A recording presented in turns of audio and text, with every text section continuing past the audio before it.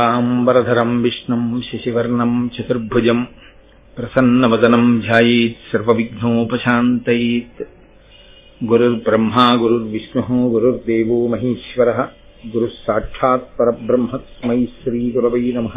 వ్యాసాయ విష్ణురూపాయ వ్యాసరూపాయ విష్ణవే నమో వై బ్రహ్మనిధయే వాసిష్ఠాయ నమో నమః. కూజంతం రామ రామీతి మధురం మధురాక్షరం ఆరుహ్య కవితాశాఖాం వందే వాల్మీకికోకిలం. శ్రుతిస్మృతిపురాణానాం ఆలయం కరుణాలయం నమామి భగవత్పాదశంకరం లోకశంకరం. వాగర్ధావివ సంపృక్తౌ వాగర్ధప్రతిపత్తయే జగతః పితరౌ వందే పార్వతీపరమేశ్వరౌ. సూక్తిం సమగ్రేతున స్వయమేవ లక్ష్మీః శ్రీరంగరాజమహిషీమధురైః కటాక్షైః. వైదగ్ధ్యవర్ణగుణగుంభనగౌరవైర్యాం కండూలకర్ణకుహరాः కవయోధయంతి. హైమోర్ధ్వపుండ్రమజహన్మకుటం సునాసం మందస్మితం మకరకుండలచారుగండం. బింబాధరం బహుళదీర్ఘకృపాకటాక్షం శ్రీవేంకటేశముఖమాత్మనిసన్నిధత్తాం. విమలపటీ కమలకుటీ పుస్తకరుద్రాక్షశస్తహస్తపుటీ కామాక్షీ పక్ష్మలాక్షీ కలిత విపంచీ విభాసి వైరించీ. మనోజవం మరుతతుల్యవేగం జితేంద్రియం బుద్ధిమతాం వరిష్టం వాతాత్మజం వనరయూథముఖ్యం శ్రీరామదూతం శిరసా నమామి. ఆపదామపహర్తారం దాతారం సర్వసంపదాం లోకాభిరామం శ్రీరామం భూయో భూయో నమామ్యహం. నారాయణం నమస్కృత్య నరం చైవ నరోత్తమం దేవీం సరస్వతీం వ్యాసం తతో జయముదీరయేత్. హరి ఓం. పరమేశ్వర స్వరూపైన సభకి నమస్కారం. గురువు యొక్క అనుగ్రహం చేత ఉదంకుడు కాలస్వరూపమైనటువంటి ఈశ్వర దర్శనాన్ని పొందినటువంటి ఘట్టాన్ని నేను మీకు వివరణ చేసి ఉన్నాను. గురువు గారికి ఇవ్వవలసినటువంటి దక్షిణని చెల్లించే కార్యక్రమం పూర్తయిపోయిన తర్వాత గురువు గారు అనుజ్ఞనిచ్చారు ఉదంకుడికి, నీవు వెళ్ళి తపస్సు చేసుకో అని. ఆయన వెళ్ళి తపస్సుని ప్రారంభం చేశాడు. కానీ నేను నిన్న మీతో మనవి చేశాను, స్వభావము అని ఒకటి ఉంటుంది. ఆ స్వభావమునందు బలము ఉంటుంది, బలహీనత ఉంటుంది. ఈ బలహీనత అన్న శబ్దాన్ని మీరు కొంచెం జాగ్రత్తగా పరిశీలనం చేస్తే వేదాంతంలో అది జీవుడితో పాటుగా అనేక జన్మలలో చేసినటువంటి కర్మల యొక్క ఫలితము వలన ఆ కర్మల యొక్క ఫలితమును జీవుడు అనుభవించినప్పుడు ఏర్పడినటువంటి వాసనా దోషంగా అంటి పెట్టుకుని వెడుతూ ఉంటుంది అతనితో పాటుగా. నేను మీతో స్పష్టంగా దాన్ని ఇంకొంచెం వివరణాత్మకంగా మాట్లాడవలసి వస్తే, శరీరము పడిపోతూ ఉంటుంది. ఒక శరీరము కొన్నాళ్ళు ఉంటుంది, ఆ శరీరం వెళ్ళిపోతుంది. మా నాన్నగారి అన్నదమ్ములు ఉండేవారు, అందరూ వెళ్ళిపోయారు. మా అమ్మగారి అక్క చెల్లెళ్ళు ఉండేవారు, అందరూ వెళ్ళిపోయారు. ఆ తరం అంతా వెళ్ళిపోయింది. మా తరం ప్రారంభమైంది. మా తరంలో మా పెద్దనాన్నగారి పెద్ద అబ్బాయి, మా తరంలో పెద్దన్నగారు మొన్ననే పడిపోయాడు. కాబట్టి పడిపోతాయి శరీరాలు, ఒక్కొక్క శరీరం పడిపోతుంది. పడిపోతే ఆ జీవుడు శరీరంలోంచి నిర్గమిస్తాడు, బయటికి వెళ్ళిపోతాడు. వెళ్ళిపోతే ఎక్కడికి వెళ్ళాలి? ఇక్కడికి వెళ్ళడానికి ఏమి ఉండదు. రవీంద్రనాథ్ ఠాగూర్ గీతాంజలిలో వర్ణిస్తాడు, తల్లి ఒళ్ళో పెట్టుకోబడినటువంటి పసిపిల్లవాడికి తల్లి స్తన్యం ఇచ్చేటప్పుడు కుడి స్తనాన్ని వాడి నోట్లో పెట్టి వాడి కడుపు నిండలేదని వాడి తలని ఇటు నుంచి ఇటు తొడ మీదకి మార్చుకుని ఎడమ స్థనాన్ని వాడి నోట్లో పెట్టేటప్పుడు మధ్యలో ఉండే వ్యవధి ఎలా ఉంటుందో, జీవుడు ఈ శరీరాన్ని విడిచిపెట్టి ఇంకో శరీరంలోకి వెళ్ళడం అలా ఉంటుంది. భాగవతంలో దాన్ని ఒక అద్భుతమైన ఉపమానంతో వర్ణిస్తారు. గొంగళి పురుగు ఆకు మించి ఆకు మీదకి వెళుతుంది.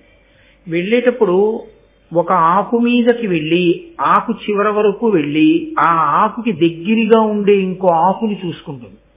చూసుకుని మొట్టమొదట ఆ ముందు భాగాన్ని పైకెత్తుతుంది. పైకెత్తి గభాలను ఆ అవతల ఆకు మీదకి వాలుతుంది. వాలి పాకడం మొదలుపెట్టిన తర్వాత మెల్లిగా ఆఖరి భాగం వచ్చేటప్పటికి ఏమవుతుందంటే ఆ కొద్ది బరువుకి ఆకల పట్టుకుని ఉంటుంది. ఈ కొంచెం భాగాన్ని కూడా లాగేసుకుంటుంది అవతలాకు మీదకి, యువతలాకు దూరంగా వెళ్ళిపోతుంది. అలాగే జీవుడు ఒక శరీరాన్ని విడిచిపెట్టి వేరొక శరీరంలోకి వెళ్ళిపోతుంటాడు. వెళ్ళిపోయేటప్పుడు వచ్చేటటువంటి పెద్ద సమస్య అంతా ఎక్కడొస్తుందంటే, ఈ శరీరంతో ఉన్నంత కాలము దీన్ని భోగస్థానంగా వాడుకుంటూ దేని మీద విపరీతమైన మమకారాన్ని పెంచుకున్నాడో, దేన్ని అనుభవించడంలో తాదాత్మ్యతని పెట్టుకున్నాడో ఆ వాసనని పట్టుకుని పెడతాడు. ఒక ప్రత్యేకమైన పదార్థము అంటే ఇష్టం అనుకోండి, దానికి ఏ ప్రమేయం లేకుండా, దానికి ఒక ఆధారం లేకుండా, మీరు చూడండి, ఒక శిశువు జన్మిస్తాడు, వాడికి కొంచెం పెద్దవాడు అవగానే నాకు ఇది వద్దంటాడు, నాకు ఇది వద్దు. వాడికి వెల్లుల్లిపై వాసన చూస్తే వాంతి వస్తుంది, వాడు వెల్లుల్లిపై తినడు ఇప్పుడు.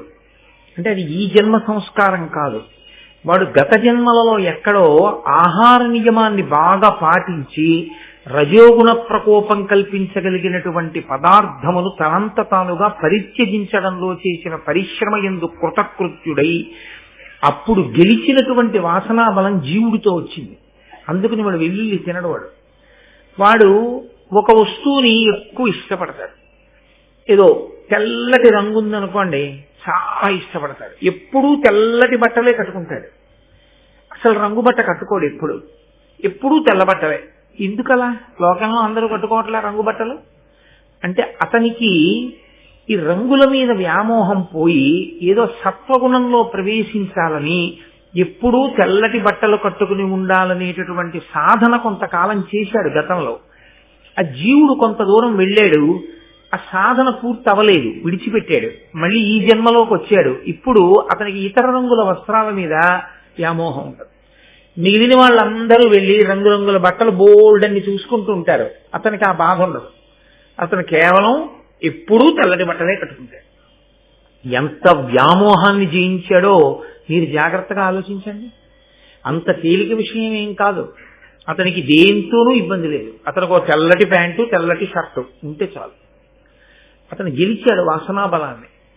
అలాగే గెలవని వాసనాబలం ఉంటుంది, ఒక దాని మీద వ్యామోహం ఉండిపోతుంది.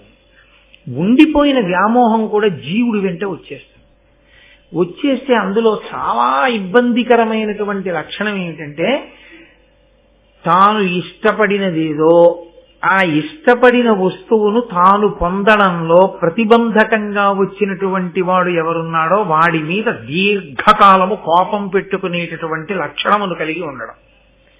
ఇది పతనహేతువులలో ఒకటై కూర్చుంటుంది. ఇది ఒక్కొక్కసారి ఏమవుతుందంటే, ఆ చిట్ట చివర ప్రాణోత్క్రమణం అయిపోయే ముందు ఎవరి మీద ఎక్కువ కోపం పెట్టుకున్నాడో వాడి గురించి ఆలోచిస్తాడు. మీరు కొంచెం జాగ్రత్తగా గమనిస్తే మనసు ఆలోచించడానికి రెండే ఉంటాయి, అంటే అంటుకోవడానికి. మిగిలిన వాటి నుంచి వెళ్ళిపోతుంది. అలాగే వెళ్ళిపోతూ అది అంటుకుంటుంది. మీరు ఎప్పుడైనా చూసి ఉంటారు, చిన్నతనంలో మా చిన్నప్పుడు గుంటల బోర్డు అని ఒక ఆట ఆడించేవారు. అందులో ఇలా పైకి బోర్డు ఉంటుంది, దాని నిండా గుంటలు ఉంటాయి, కన్నాలు. గోళీలన్నీ కింద ఒక డబ్బా లాంటి దాంట్లో పెట్టి ఒక పుల్లతో ఇలా అనమనేవారు. ఇలా అంటే అది అలా తిరిగి సమతలంగా ఉన్న ప్రదేశం నుంచి వెడితే కిందకు వస్తుంది. అది కానీ ఏదైనా గుంతలోకి వెడితే అందులోకి వెళ్ళి నిలబడుతుంది. అలాగే మనసుతో ఉన్న సమస్య ఏమిటంటే, అది ఎప్పుడూ ఖాళీగా ఉండదు. అది సంకల్ప వికల్ప సంఘాతమై అలా వెళుతూ ఉంటుంది ఎప్పుడు. ఈ వెళ్ళడంలో దానికి ఇష్టమైంది కనపడింది అనుకోండి ఆగిపోతుంది, దానికి ఇష్టం లేనిది కనపడింది అనుకోండి ఆగిపోతుంది. రెండింటి దగ్గర ఆగుతుంది.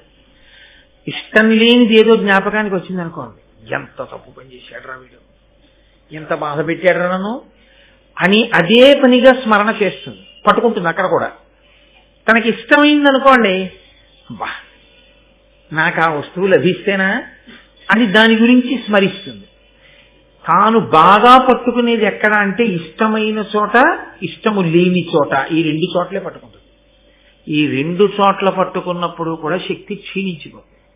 ఇందులో చిత్రం ఏంటంటే, కోప్పడినప్పుడు వచ్చేటటువంటి శక్తిహీనత కన్నా ఆ వస్తువు లభించినప్పుడు కలిగినటువంటి సుఖమునందు ఎక్కువ శక్తి క్షయమైపోతుంది. కాబట్టి ఈ కోపం ఉండిపోవడం అనేటటువంటి స్వభావం అంత తేలిగ్గా గెలవడం సాధ్యం కాదు. అక్కడ నేను తట్టుకోలేనండి అంటాడు. తొందరగా వెనక్కి రాలేడు. ఒక్కొక్కరు కోపం వస్తుంది, కానీ మళ్ళీ కొంచెం తొందరగా వెనక్కి వచ్చేస్తారు. అది మంచి లక్షణం. అది అలా తొందరగా వెనక్కి రాగలగడం అనేటటువంటిది అదొక ఈశ్వరానుగ్రహం సాధనలో. లేకపోతే అది చాలా దీర్ఘకాలం అలా ఉండిపోయింది అనుకోండి, చాలా ప్రమాదహేతు. అది జీవుడు నశించిపోతాడు దానివల్ల. ఈ దీర్ఘకాలం జ్ఞాపకం పెట్టుకుని తవ్వుకు బాధపడేటటువంటి లక్షణం ఏది ఉందో దాన్ని క్రోధము అని పిలుస్తారు.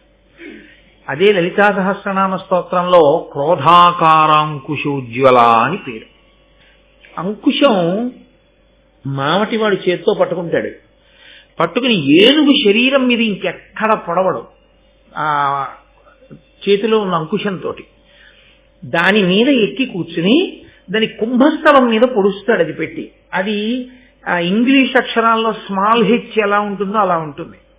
అది పెట్టి పొడిస్తే దానికి తలకాయ ఎలా ఉంటుందంటే, మంచి ఎండాకాలంలో తిరిగి ఇంటికి వస్తే తల పగిలిపోతోందన్నప్పుడు ఉంటుంది.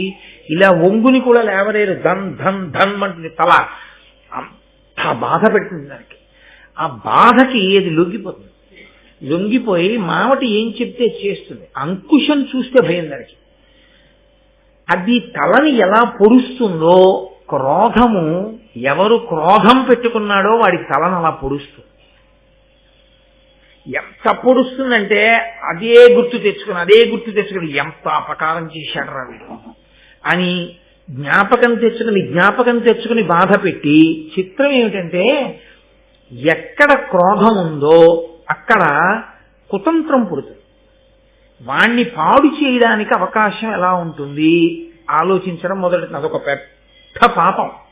అది జీవుడు పతనమైపోవడానికి అజ్ఞానము చేత మాయ చేత ఏర్పడుతున్న పెద్ద కందకం అన్నమాట. దాన్ని దాటకపోతే మళ్లీ దాటడానికి ఎన్ని వందల జన్మలలో దాటుతాడో ఎవరికీ తెలియదు. అలా అంటుకుని ఉండిపోతుంది. మీకు ఎదర కనపడతాయి భారతంలో అలాంటి ఘట్టాలు. దానివల్ల వచ్చేటటువంటి ఉపద్రవం ఏమిటంటే, దీర్ఘకాలం దాన్ని మనసులో పెట్టుకుని ఎలా ఎలా ఎలా అన్న ఆలోచన వస్తూనే ఉంటుంది. అదే జరిగింది ఉదంకుడి విషయం. ఇంత దర్శనం చేశాడు, ఇంత గురుదక్షిణ కట్టాడు, గురువుగారి దగ్గర ఆశీర్వచనం పొందాడు, ధన్యుడయ్యాడు, ఆశ్రమాన్ని నిర్మించుకున్నాడు, చక్కగా తపస్సు చేస్తున్నాడు. కానీ అతనికి అప్పుడప్పుడు జ్ఞాపకం వస్తుంటాడు తక్షకుడు. ఎప్పుడు తక్షకుడు జ్ఞాపకం వచ్చినా ఆనాడు ప్రార్థన చేయడం చేశాడు తక్షకుణ్ణి. అది ప్రేమ చేత కాదు, లొంగ తీసుకోవడం కోసమని మనసులోంచి వచ్చినటువంటి ఒక రకమైన ప్రకోపం.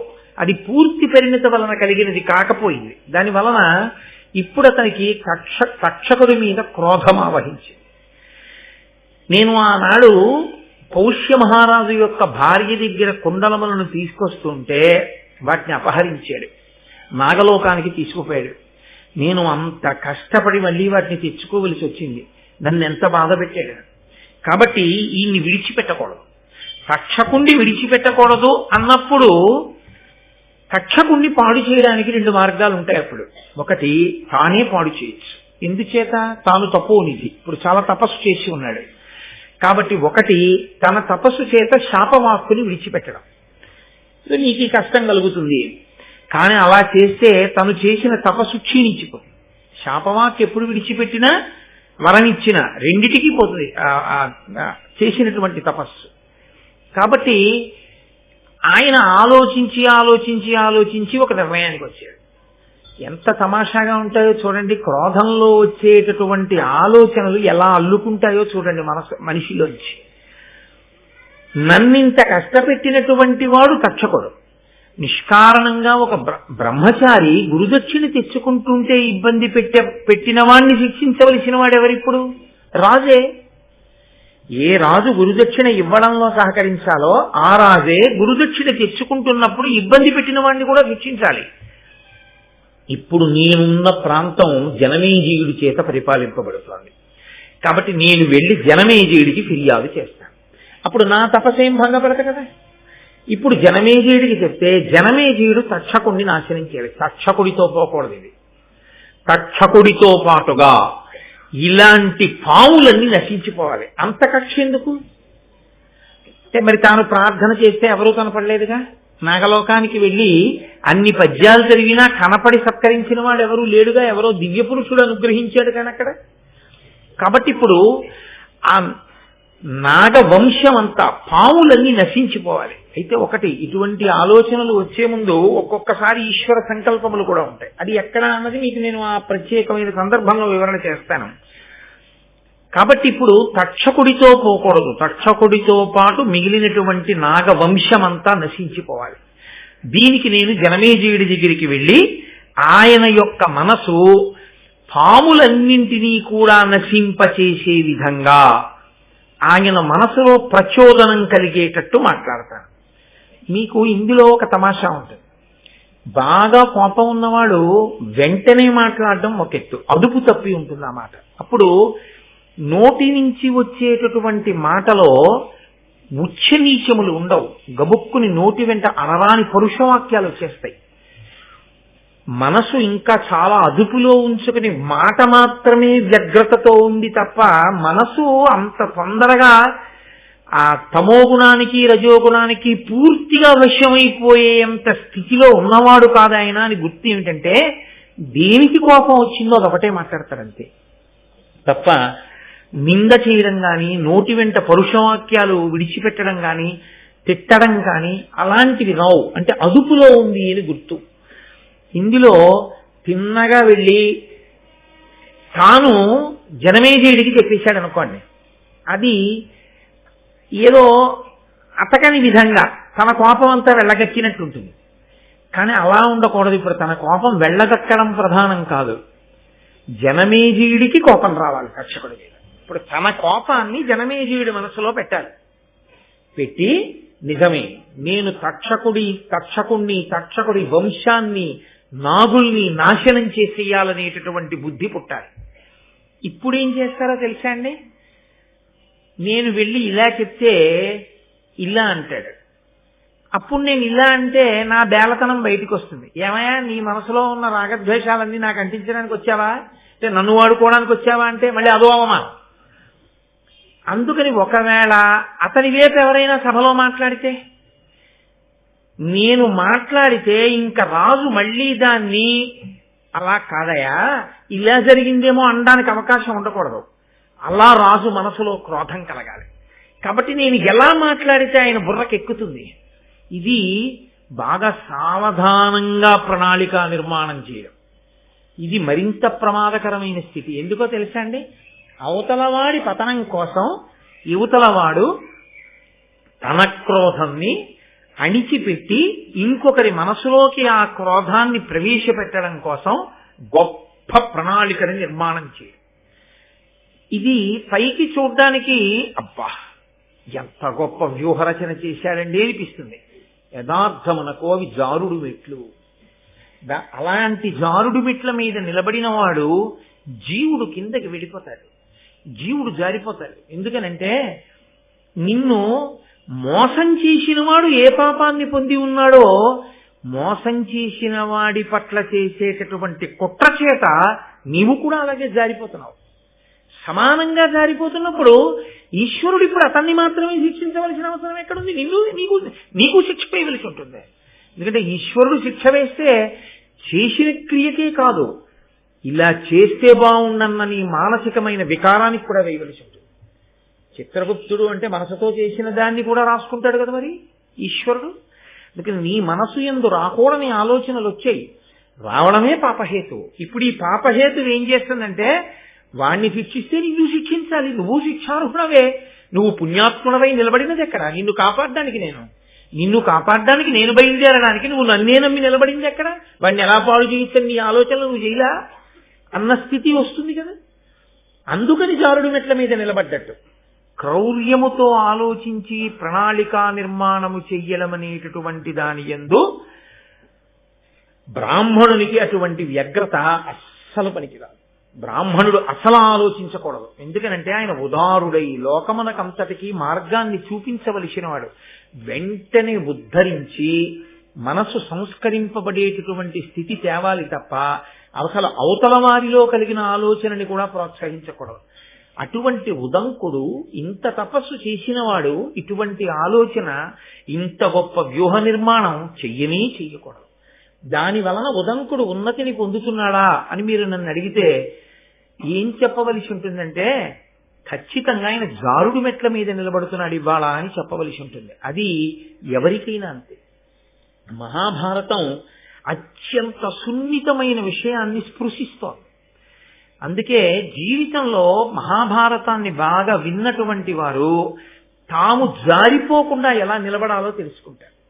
తాము జారిపోకుండా నిలబడితే కదూ అసలు ఆ గౌరవం అలా ఈశ్వరుడి దృష్టిలో మీరు ఏ పని చేస్తున్నా ఎప్పుడూ ఒక విషయాన్ని జ్ఞాపకం పెట్టుకోవాలి. నేను ఈశ్వరునకు జవాబుదారి. ఈశ్వరుడొక్కడు నా ఆలోచన సరళిని గమనించగలిగితే చాలు, నాకు ఏ కితాబులు అక్కర్లేదు. ఈశ్వరుడి దృష్టిలో నేను దోషినైన నాడు లోకమంతా పొగిడినా నే చేసిన నేరాన్ని నుంచి నేను తప్పించుకోవడం సాధ్యం కాదు. ఇదొక్కటి పరిశీలన అలవాటు అయిపోయింది అనుకోండి, మీరు తొందరపడి అధర్మం వైపుకు వెళ్ళలేరు. మీరు ఈశ్వరుణ్ణే గట్టిగా పట్టుకుని ఉంటారు. మీకు ఎక్కువ బాధ కలిగితే దాన్ని ఈశ్వరుడికే వెళ్ళి చెప్పడం అలవాటైంది అనుకోండి, ఈశ్వరుడి కాళ్ళు పట్టుకోవడమే అలవాటైంది అనుకోండి, ఈశ్వరుడికి మీరు విడిచిపెడితే ఆయనకి తెలుసు ఎలా బుద్ధి చెప్పాలో, ఆయనకి తెలుసు మిమ్మల్ని ఎలా రక్షించాలో, మిమ్మల్ని ఎలా కాపాడాలో. అనవసరంగా మనం ప్రణాళికలు వేసేసి మనం జారిపోవడం ఈ జన్మతో పోదు. ఈ క్రోధం జీవుణ్ణి పట్టు కూర్చుందంటే ఎన్ని జన్మల వరకైనా వెళుతుంది. ఇది ఎక్కడి వరకు వెళ్ళిందో తెలుసా అండి? ఇక్కడ మొదలుపెట్టిన కథ. ఉదంకుడి మనసులో కృతయుగంలో వచ్చిన ఆలోచన కలియుగం వరకు నడిచింది. దాని ప్రభావం, ఒక్క మాట ప్రభావం కృతయుగంలో జనమేజయుడి దగ్గర, కృతయుగంలో ఆనాడు కద్రువ ఇచ్చినటువంటి శాప ప్రభావం కలియుగంలో ఫలించడానికి ఈయన మాట్లాడిన మాట కారణమైంది. అంటే దైవము యొక్క శాసనము అమలు కావడానికి ఇవాళ ఉదంకుడు పనికొచ్చాడు. ఎందుకు పనికొచ్చాడు? రజోగుణ ప్రకోపం ఉండిపోబట్టి పనికొచ్చాడు. అది లేకపోతే ఇతన్ని సాధనం చేసుకోరు, ఇతనికి ఆ అపవాదు వచ్చే అవకాశం ఉండదు. కాబట్టి ఇప్పుడు ఆయన జనమేజయుడి దగ్గరికి వెళ్ళి అంటున్నాడు, మితహిత సత్యవాక్య. ఎంత గమ్మత్తుగా ఉంటుందనుకుంటున్నారు? మామూలుగా వెళ్ళి మాట్లాడినప్పుడు కన్నా అవతల వారి వలన ఒక ప్రయోజనాన్ని సాధించుకోవాలనుకుని బాగా ప్రణాళిక వేసుకుని వచ్చిన వాడు మాట్లాడే మాటలు చాలా పకడ్బందీగా ఉంటాయి. కాబట్టి ఏమని పిలిచాడంటే, జనమేజయుణ్ణి పిలుస్తూనే మితహిత సత్యవాక్య జనమేజయ భూజనవంద్య ఏను సుస్థితి గురుదేవ కార్యములు చేయగబోలు టెరింగి వంచనోన్నతమతి అకారణమున నాకపరాధము చేసే తక్షకుండు అతి కుటిల స్వభావుడు పరాత్మ విశేష వివేక శూన్యుడై. ఆయన అన్నాడు, మితహిత సత్యవాక్య అని పిలిచాడు. ఎక్కువ మాట్లాడడం అనేటటువంటిది ఒక దోషం శాస్త్రంలో. ఎక్కువ మాట్లాడడం అనేటటువంటిది ఆయుర్దాయాన్ని తగ్గిస్తుంది, ఒకటి. రెండు, మీరు ఎక్కువ మాట్లాడడం వల్ల రెండు దోషములు వచ్చి అందులో చేరిపోతాయి. ఒకటి, మీరు ఏదో ఒకటి చెట్ట చివరికి ఏమంటారంటే చూస్తానులేండి అంటారు. చూస్తానులేండి అంటే సగం చేస్తానులేండి కాదు.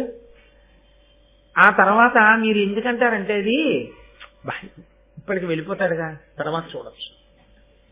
కానీ అది ఏమవుతుందంటే అసత్య దోషం కింద వెళ్ళి పడిపోతుంది. అది పెద్ద దోషం. ఎక్కువ మాట్లాడడం వల్ల వచ్చేటటువంటి పెద్ద ప్రమాదం ఎక్కడ అంటే అసత్యము వెళ్ళి కూర్చుంటుంది సంభాషణ మనం. కాబట్టి ఎక్కువ మాట్లాడరు. రెండు, మీరు ఎక్కువ మాట్లాడితే స్పందనకి ప్రతిస్పందన ఉంటుంది కదా, మీ పక్కన ఉన్నవాడు అంతా మాట్లాడతాడు, అందులో మీ రాగద్వేషాలు వచ్చి చేరుతాయి. చేరి ఏంటి ఇలా మాట్లాడుతున్నాడు, అతని గురించి ఇలా అన్నాడు ఏంటి, అమ్మో ఇతన్ని మనం ఎక్కువ దగ్గరికి చేర్చకూడదు, ఇన్ని ఆలోచనలు బయలుదేరుతాయి అందులోంచి. కాబట్టి ఎవరు మితముగా మాట్లాడతారో వాడు తన మీద తాను నియంత్రణ ఉన్నవాడు. కాబట్టి నన్ను ఎక్కువ ప్రశ్నలు వేయకుస్మా ఇప్పుడు నేను అడిగిన దాని మీద అన్నది, ఎందుకంటే తను ఎక్కువ ప్రశ్నలు వేశాడనుకోండి తన కోరిక తీరదేమోనని. నువ్వు చాలా మితంగా మాట్లాడేవాడు బాయ్ అన్నాడు అనుకోండి, ఎక్కువ మాటలు మాట్లాడకుండా తన మాట ఒప్పేసుకుంటాడు.